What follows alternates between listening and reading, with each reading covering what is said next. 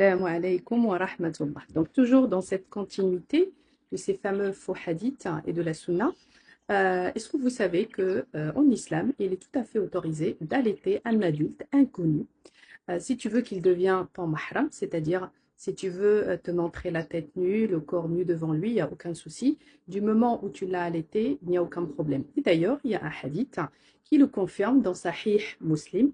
C'est le hadith numéro 1453 et qui dit, d'après Aïcha, qu'Allah Azza wa Jalla l'agrée, et moi j'innocente Aïcha de dire une chose pareille, mais c'est tout simplement donc une invention humaine. Sahla bint Suhay vient dire au prophète, ô envoyé d'Allah, je remarque des signes de mécontentement sur le visage de Abu Hudayfa, donc son époux, lorsque Salim entre dans notre maison. Donc lorsque Salim, c'est un homme, entre dans notre maison, le prophète lui dit, adulte, le prophète lui dit, allaite-le pour qu'il soit un fils de lait interdit au mariage. Elle lui répond, et comment l'allaiterai-je alors qu'il est un adulte? Et le prophète sourit et dit, je sais bien que c'est un jeune homme. Donc, Sahih Muslim.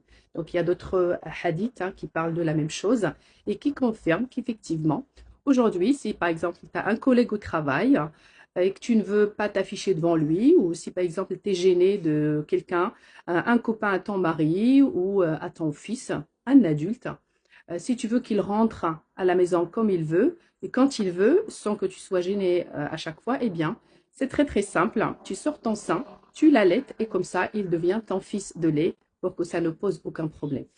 Alors, billah alaykum, est-ce que vous trouvez que c'est quelque chose que le prophète Mohammed alayhi salatu wassalam peut conseiller? Billah alaykum, vous ne trouvez pas que c'est une atteinte à la religion et une atteinte à la femme, à l'image de la femme et à sa place et à son honneur d'inventer un hadith pareil? Donc, ils existent bien. Sahih Muslim et Sahih al-Bukhari, ce sont des références indiscutables. Et moi, ça me fait mal au cœur de partager avec vous ça, mais le but de tout ça, voilà, c'est vraiment que je sélectionne les gens qui resteront sur ma chaîne.